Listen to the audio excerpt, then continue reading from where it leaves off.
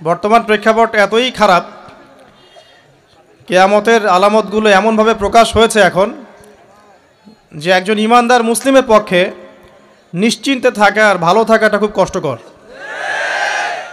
তো দেখুন, এই জামানার কথাই নবীজি বলছেন সাল্লাল্লাহু আলাইহি ওয়াসাল্লাম, তোমাদের সামনে এমন একটা যুগ আসছে, নবীজি বলছেন জামানা সবরিন, কঠিন জামানা, যেই জামানায় ঈমান নিয়ে চলাটা হবে হাতের মধ্যে আগুন নিয়ে চলার মতো। আমার অবজারভেশন 2026-27 পর্যন্ত একটা অর্থনৈতিক মন্দা চলতে পারে। বলবে কিছু কিছু লোক যে ভবিষ্যৎবাণী করতে যাওয়া, এটা ভবিষ্যৎবাণী নয়। আপনি বর্তমান সম্পর্কে খবর রাখেন না বলেই বর্তমানকে আপনার ভবিষ্যৎ মনে হচ্ছে। সম্মানিত উপস্থিতি, কেমন আছেন আপনারা? আলহামদুলিল্লাহ আলা কুল্লি হাল ওয়া ফি কুল্লি মাকান। যদিও বা বর্তমান প্রেক্ষাপটে একজন মুসলিম ভালো থাকতে পারে না। বর্তমান প্রেক্ষাপট এতই খারাপ, কিয়ামতের আলামতগুলো এমনভাবে প্রকাশ হয়েছে এখন যে একজন ইমানদার মুসলিমের পক্ষে নিশ্চিন্তে থাকা আর ভালো থাকাটা খুব কষ্টকর। তারপরেও নবী সাল্লাল্লাহু আলাইহি ওয়াসাল্লাম আমাদেরকে দিক নির্দেশনা দিয়েছেন যে যখন ফিতনার যুগ আসবে, ফিতনার যুগ বলতে চতুর্দিক থেকে ফিতনার ফাসাদ।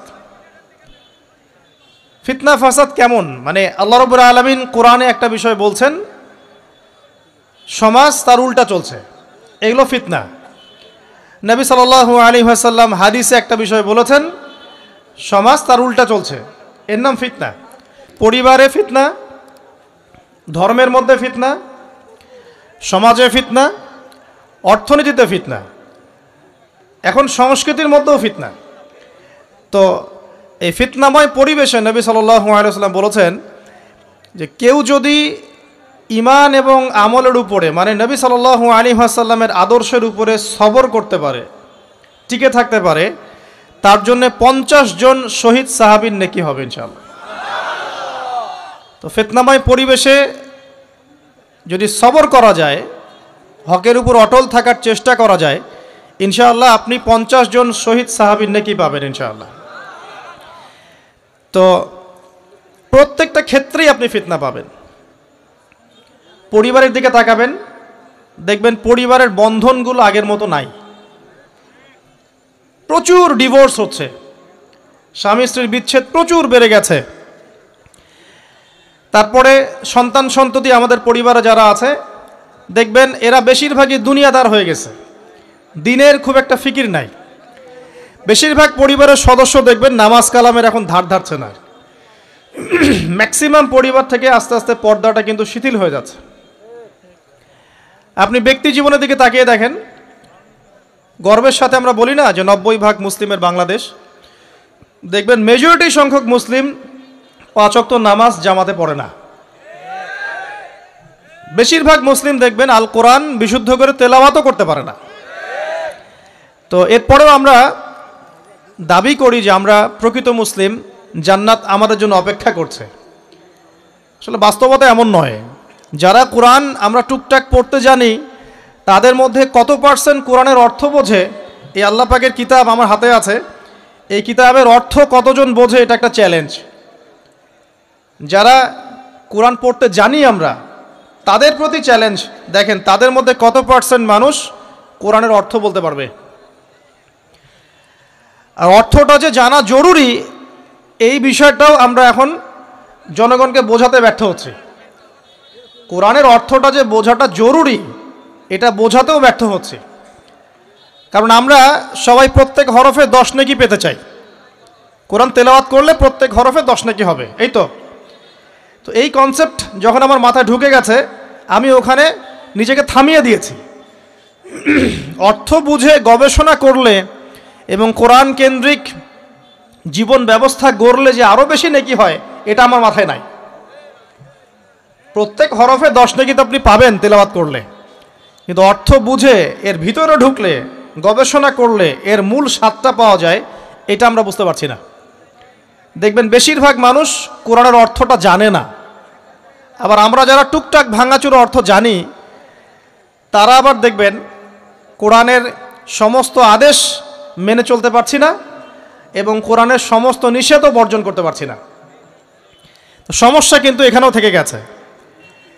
আবার কোরআনের ব্যাখ্যায় আছে হাদিস। তো এই হাদিসকে কেন্দ্র করে কোনো বিভ্রান্তির সুযোগ ছিল না, কিন্তু এখানেও আমরা বিভিন্ন জাল এবং বানোয়াট হাদিসের উপর আমলও শুরু করেছি। হাদিসের নামে এমন অনেক কিছুই চলছে সমাজে যেগুলোর সাথে হাদিসের কোনো সম্পর্ক নাই। আমি বলতে চাচ্ছি যে হাদিসের নামে আবার সমাজে এমন অনেক আমল চালু আছে যেগুলোর সাথে আবার হাদিসের কোনো সম্পর্ক নাই। তো দেখুন, ধর্মের মধ্যে সমস্যা থেকে গেছে। আবার আমরা সবাই মুসলিম, আমাদের সবার ইউনাইটেড থাকার কথা। মুসলিম একটা জাতি, তাদের আল্লাহ একজন, রাসূল একজন, কেবলা এক, তাদের সবার মধ্যে একটা ইউনিটির কথা ছিল। কিন্তু আমরা ধর্মতাত্ত্বিকভাবে এবং পলিটিক্যালি আমরা বিভিন্ন দলে বিভক্ত এবং আপোষের মধ্যে মিল মহব্বত কম। বাইরে হয়তো আমরা বলি যে আমি একজন ধর্মতাত্ত্বিক দলের সদস্য, সে আরেকটা ধর্মতাত্ত্বিক সংগঠনের সদস্য, সে আরেকটা মানহাজ ফলো করে, সে আরেক জামায়াতের, সে আরেক তরিকার ইত্যাদি। আমরা সবাই এক, যদি আমরা বাইরে এই কথাটা বলি, কিন্তু অন্তর থেকে কিন্তু আমাদের এই বিষয়টা আসছে না। যদি আসতো, যদি আমরা ভিতর থেকেই ঐক্যবদ্ধ হতে পারতাম, তাহলে উম্মার আজকে এই অবস্থা হতো না। তো দেখুন, ধর্মকেন্দ্রিক অনেক প্রবলেম থেকে গেছে এখনো। আবার আল্লাহ রাসূল সাল্লাল্লাহু আলাইহি ওয়াসাল্লাম হাদিসের মধ্যে এবং আল্লাহ পাক কোরআনের মধ্যে ধর্ম নিয়ে বাড়াবাড়ি করতে নিষেধ করেছে। ধর্ম নিয়ে বাড়াবাড়ি করো না, তোমরা নিজেদের ধর্ম পালন করো। তা আমরা নিজের ধর্ম যতটা না পালন করি, অন্যের ধর্মের দিকে আঙ্গুলটা তার চেয়ে বেশি তুলি। আমরা আগে নিজের রিলিজিয়নটাকে ঠিকমতো পালন করি, দেখবেন সমাজ ঠিকই পরিবর্তন হয়ে গেছে ইনশাআল্লাহ। তো আমি একটা ধর্ম পালন করি বলে অন্য ধর্মের মানুষের প্রতি বিদ্বেষ পোষণ করতে হবে বা তাদের উপর ঘৃণার মনোভাব প্রকাশ করতে হবে, এটা আল্লাহ পাক শেখান নাই, তার রাসূল শেখান নাই। আল্লাহ এবং তার রাসূল কি শিখিয়েছেন? ইসলামের সত্য বিষয়টাকে আপনি সবার সামনে উপস্থাপন করবেন। যার ইচ্ছা হবে সে কবুল করবে, যার ইচ্ছা হবে সে অস্বীকার করবে। যার যার কবরে শেষে যাবে, যার যার হিসেব শেষে দিবে। চাপিয়ে দেওয়ার সিস্টেমটা ইসলামের মধ্যে নাই। এখন আসেন, পরিবারের আপনাকে ফিতনা কিছু বললাম। অর্থনীতির জীবনে যাবেন, ব্যবসা বাণিজ্যের মধ্যে যান, দেখেন বেশিরভাগ কালোবাজারি করছে, সিন্ডিকেট করছে, মজুদদার মাপে কম দিচ্ছে, জনগণকে ঠকাচ্ছে, করছে না? ইকোনমিক্যাল ফিতনা। তারপরে আপনি আরও দেখবেন ইকোনমিক সেক্টরে রিবা ভর্তি, সুদ। রিবা মানে কি? সুদ, রিবা দিয়ে ভর্তি। ঘুষ ছাড়া কাজ হচ্ছে না, ঠিক আছে? অন্যের সম্পদ আত্মসাৎ না করলে আমাদের পেটের ভাত হজম হচ্ছে না। তো এই যে দুর্নীতি বলেন, ঘুষ বলেন, রিবা বা সুদ বলেন, হ্যাঁ, তারপরে কালো বাজারি বলেন, কালো টাকা সাদা করার টেন্ডেন্সি বলেন, পাচার বলেন, সবগুলো অর্থনৈতিক ফিতনা।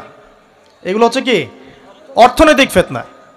আর বিশ্বের ফিতনা তো পরে, ওটা তো বলার অপেক্ষা রাখে না। মানে বিশ্বের সবচেয়ে বড় ফিতনা ছিল দ্বিতীয় বিশ্বযুদ্ধ। তার আগে একটা হয়েছে প্রথম বিশ্বযুদ্ধ, যেখানে প্রায় কয়েক কোটি মানুষ মারা গেছে, আর সেকেন্ড ওয়ার্ল্ড ওয়ারে আরও বেশি মানুষ মারা গেছে। তো এখন বিশ্বকে ঠেলে দেওয়া হচ্ছে একটা থার্ড ওয়ার্ল্ড ওয়ারের দিকে। মানে যে কোনো সময় একটা তৃতীয় বিশ্বযুদ্ধের আশঙ্কা করছেন এখনকার যারা মিলিটারি অ্যাফেয়ার্স নিয়ে পড়াশোনা করেন, ওয়ার্ল্ড অ্যাফেয়ার্স নিয়ে পড়াশোনা করেন, তারা এগুলো বলতে পারবেন ভালো। তো বিশ্বকে একটা খাদ্য মন্দার দিকে ঠেলে দেওয়া হচ্ছে, বিশ্বকে একটা দুর্ভিক্ষের দিকে ঠেলে দেওয়া হচ্ছে।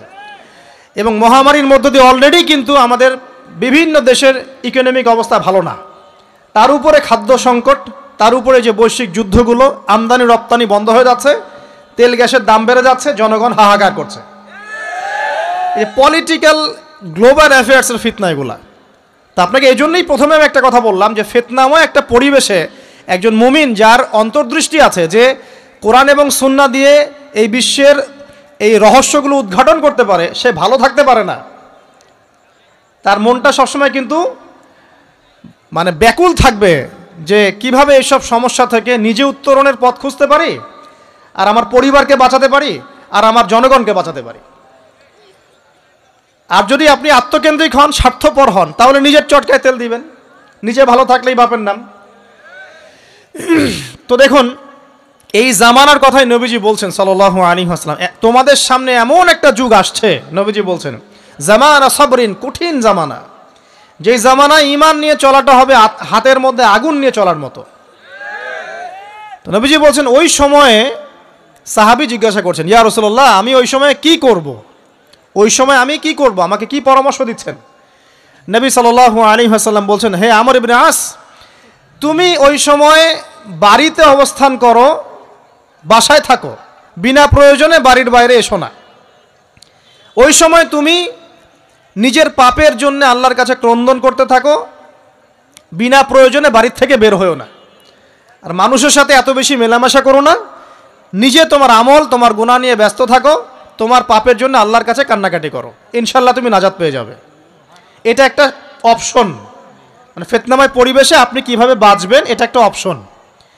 আরেকটা হাদিসে গিয়ে নবী সাল্লাল্লাহু আলাইহি ওয়াসাল্লাম বলছেন যে যখন এমন ফিতনাময় পরিবেশ আসবে তখন যদি তোমরা এই আমর বিল মারুফ নাহি আনিল মুনকার, মানে সৎ কাজের আদেশ অসৎ কাজের নিষেধ, আমার সুন্নতের উপর অটল থাকতে পারো, তাহলে তোমরা 50 জন শহীদের নেকি পাবে। সাহাবায়ে কেরাম বলছেন, ইয়া রাসূলুল্লাহ, আমিনহুম আও মিন্না, তাদের মধ্যে 50 জন নাকি আমাদের মধ্যে 50 জন শহীদ? নবী করিম সাল্লাল্লাহু আলাইহি ওয়াসাল্লাম বলছেন, বাল মিনকুম, বরং তোমাদের মধ্যে 50 জন শহীদ। এটা অপশন নাম্বার 2। এক কি বললাম, আপনি নিজেকে নিয়ে ব্যস্ত থাকেন, বাসায় থাকেন, বিনা প্রয়োজনে বাড়ির থেকে বের হবেন না, মানুষের সাথে কম মেলামেশা করেন এবং নিজের পাপের জন্য আল্লাহর কাছে কান্নাকাটি করেন, নিজের আমল নামা নিয়ে ব্যস্ত থাকেন, ইনশাআল্লাহ নাজাত পাবেন।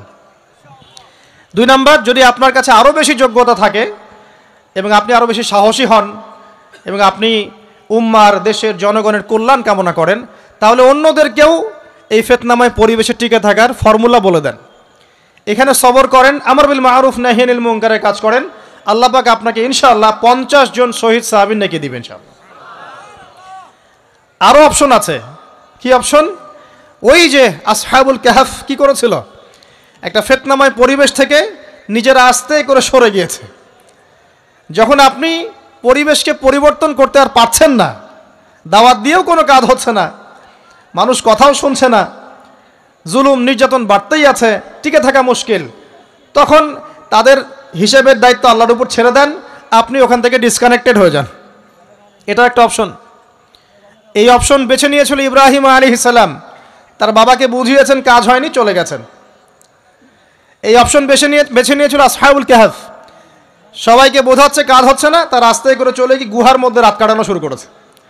এমনও হাদিস পড়েছি আমি যে ফিতনাময় পরিবেশে সবচেয়ে সৌভাগ্যবান হবে ওই শ্রেণীর মানুষ যারা দেখা যাবে যে পাহাড়ি কোনো এলাকায় বা দূরবর্তী কোনো জায়গায় বসবাস করছে, যেখানে বৃষ্টিপাত হয়, গরু ছাগল মেষ বকরি এগুলো নিয়ে ওখানে চড়ায়, যখন আজানের সময় হয়, নামাজের ওয়াক্ত হয়, আজান দেয়, নামাজ পড়ে, দুনিয়ার ফিতনা থেকে এরা দূরে আছে, এরা সফল।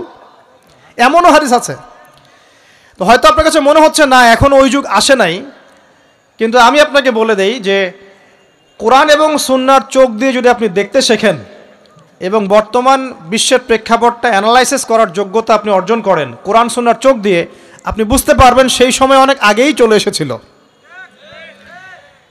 এখন ফিতনা এবং ফাসাদময় এই পরিবেশে আমরা কি করতে পারি, ছোট স্কেলে, বড় স্কেলে না, ছোট স্কেলে। আমি আজকে বড় বিষয় নিয়ে কথা বলতে আসি নাই, কারণ আমি চিন্তা করলাম যে আসলে প্রথমে যদি ব্যক্তিকেন্দ্রিক বিষয়টা ঠিক না হয়, বড় বিষয় আলোচনা করে কোনো লাভ নাই। আগে ব্যক্তি যদি ঠিক না হয়, বড় বিষয় আলোচনা করে আসলে কোনো লাভ নাই, আপনারা বুঝবেনও না, মাথার উপর দিয়ে চলে যাবে। এখন গ্লোবাল অ্যাফেয়ার্স নিয়ে কথা বলে খুব একটা ফায়দা নাই আপনাদের। এখন ইকোনমিক পুরো এই সুদভিত্তিক সিস্টেম আপনি চেঞ্জ করতে পারবেন না, এবং পুরো যে তাগুতি ব্যবস্থা আপনি চেঞ্জ করতে পারবেন না। আপনি কি করতে পারবেন? আপনি নিজেকে পরিবর্তন করতে পারবেন, আপনার পরিবারকে পরিবর্তন করতে পারবেন। এতটুকু আপনার পক্ষে এখন পর্যন্ত সহজ, ঠিক না বে ঠিক কথা? এটা আপনি এখন করতে পারবেন। তো এটার ফর্মুলা কি? ফর্মুলা ঘাটতে গিয়ে আল্লাহ পাক আমার মাথার মধ্যে একটা হাদিস নিয়ে এসে দিলেন, কারণ আমি বিশ্বাস করি যে আপনারা বলছেন মৌলানা আল্লামা, আমি আসলে এমন কিছু নই, এই কথাগুলো আসলে আমার সাথে যায় না। আমি নিতান্তই একজন ছোট মানুষ এবং তালেবে ইলম, জ্ঞানের পথের পথযাত্রী, আর আমি তালেবে ইলম হয়ে থাকতে চাই। আমি মুফতি নই, আমি মুহাদ্দিস মুফাসসির বা এই যে শব্দগুলো আপনারা বলছেন এমন কিছুই নয়। আসলে কিয়ামতের মাঠে আমি জান্নাতে যেতে পারবো কিনা আমি নিজেই জানি না। যখন কোনো মানুষ নিজেকে অনেক বড় মনে করা শুরু করবে, বুঝে নেবেন সেই ইবলিসের আনুগত্য করা শুরু করেছে আর কি। কারণ ইবলিস বলেছিল আবা ওয়াস্তাকবারা, আমি খলাকতানি মিন নার ওয়া খলাকতাহু মিন তিন, আমাকে সৃষ্টি করেছেন আগুন দিয়ে, আদমকে সৃষ্টি করেছেন মাটি দিয়ে, আমি কেন আদমকে সিজদা করতে যাব? তো এটা ইবলিসের চরিত্র, আবা ওয়াস্তাকবার, সে উদ্ধত হয় এবং অহংকার প্রদর্শন করে। তো আমি মনে করি যে আমি কিছু বলি না, আল্লাহ রাব্বুল আলামিন আমাকে বলার তৌফিক দেন মাত্র, আলহামদুলিল্লাহ। তা আমার মাথায় একটা হাদিস আসছে, সকাল থেকে ঘুরছে। সেটা হচ্ছে, দেখুন বারা ইবনে আযিব রাদিয়াল্লাহু আনহু থেকে বর্ণিত হাদিসটা আসছে এবং হাদিসটা বিশুদ্ধ। এখান থেকে আমি মূল আলোচনা যাচ্ছি যে একদিন আনসার মানুষদের মধ্যে, আনসার কারা?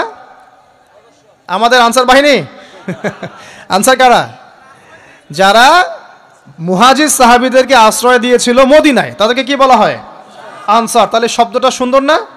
তাহলে আমাদের বাহিনীর নামটাও সুন্দর, মাশাআল্লাহ। তো আনসার সাহাবীদের মধ্যে একজন ইন্তেকাল করেছেন, ইন্না লিল্লাহি ওয়া ইন্না ইলাইহি রাজিউন। এখন তাকে দাফন করা হচ্ছে, আর নবী সাল্লাল্লাহু আলাইহি ওয়াসাল্লাম কবরের পাশে চুপ করে বসে পড়লেন। তার বসা দেখা দেখি বাকি সাহাবীরাও তাকে ঘিরে গোল করে বসে পড়লেন। তারা বলছেন আমরা এমনভাবে এখানে বসেছিলাম যেন আমাদের মাথার উপরে পাখি এসে বসতে পারে, চুপচাপ, কোনো নড়াচড়া নাই। দেখেন রাসূলের সাথে বসার সুন্নত, দেখেন কোরআন এবং হাদিসের মাহফিলে বসার কিন্তু সুন্নত আছে।